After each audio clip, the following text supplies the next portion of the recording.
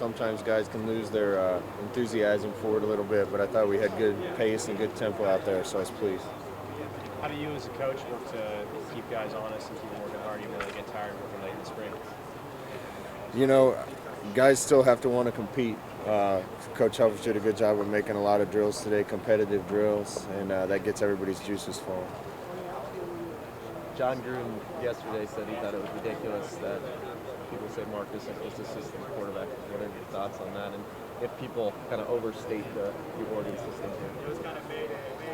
Well, if John Gruden said it's ridiculous that they're calling him assistant quarterback, then I agree with him. Coach, you mentioned that the spring is nearly over with the game being about 2 weeks away. Is there anything in particular that you still want the guys to improve on before that game? We still have a lot to improve on. Our execution still needs to get better. We've been working on fundamentals, but I want to keep seeing that improve. And definitely our situational awareness of what's going on the field. At this week in spring, what are you guys trying to install?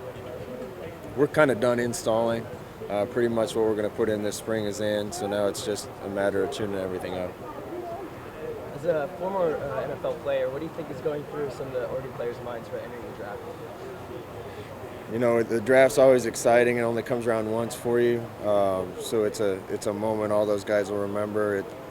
It's nerve-wracking because you're sitting waiting for your name to get called, and you also don't know if you're going to end up in Buffalo or Miami or Seattle or San Diego, and you have to be ready to move the next week. So it's a life-changing deal, and it's a once-in-a-lifetime experience. I know it's early, but has this offense started to develop an identity as a whole?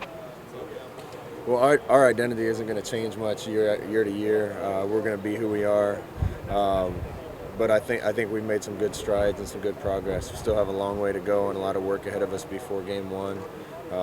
But I'm pleased with some of the things I'm seeing out there. Scott, how much evaluation do you guys take into consideration for position battles during spring? Like, how much does that impact you guys? You know, we get a lot of reps at practice. So the body of work come decision time, we'll have plenty of things to look at based on the number of plays that they've ran to decide those things. But we need all hands on deck, and we need a lot of guys to play. So I don't even think our guys are that locked into who the number one guy is because they know they're going to play a lot.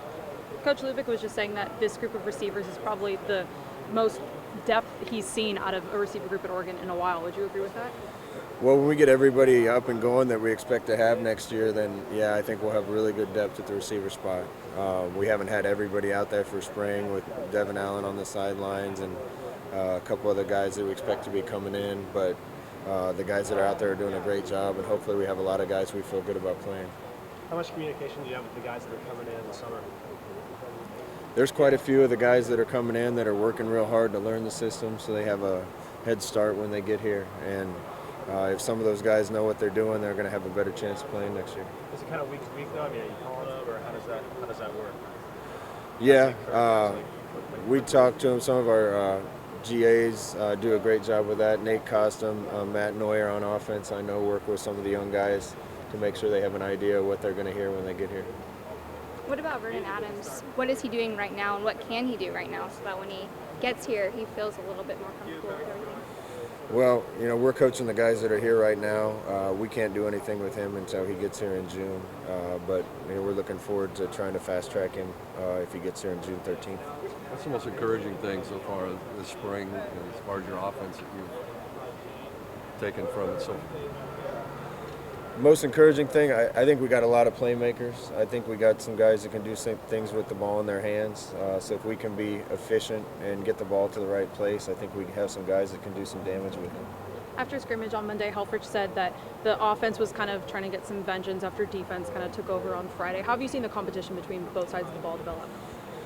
It's kind of been a day-to-day thing. I think there's been some days where we played well offensively, a couple other times where we came out and we couldn't do much, and the defense did a great job. So it's good to see that kind of competition out there, and I'm sure it'll continue through spring. When you guys are playing well offensively, what specifics are you seeing? Execution. Typically there's a good place to go with the ball that gives us a chance, and if we execute and do things the right way, block the right people, run the right routes, get the ball to the right place, then we're usually pretty efficient. Coach, speaking about the offense, how has Farrell Brown progressed, and how do you see the tight end position playing out going into next year? Well, I think Farrell's a wait and see thing. I know he's working real hard to get back, and I know he'll be back and playing at the same level. We just don't know when that'll be. Evan Bayless has done a good job in his absence, stepping up and being the leader there. So we'll have to see where tight ends go. Johnny Munn's done a great job too, and he's starting to learn and get more comfortable. So we'll see where we're at come fall. Behind Royce Freeman and Thomas Tyner, running backs. There's a bevy of running backs behind them. Who's impressive this spring? Anybody? I think there's quite a few young guys doing well at running back. Kenai Benoit's done a great job with the ball in his hands. Tony James shown flashes of being special. And the rest of the guys are working hard. So hopefully we have quite a bit of depth there. What about Thomas? What do you want him to work on to take that next step heading into the fall? Well, we'd love to see Thomas take another step. I want him to know more than one spot so we can keep him on the field when we need to, and want to see him get in as good a shape as he can so we can leave him out there. This is a little off topic. Did you see the Subway statue of Marcus? Subway created a statue of him out of sandwiches. Jeez, the statue's better looking than Marcus. It's a little disturbing, though. It is.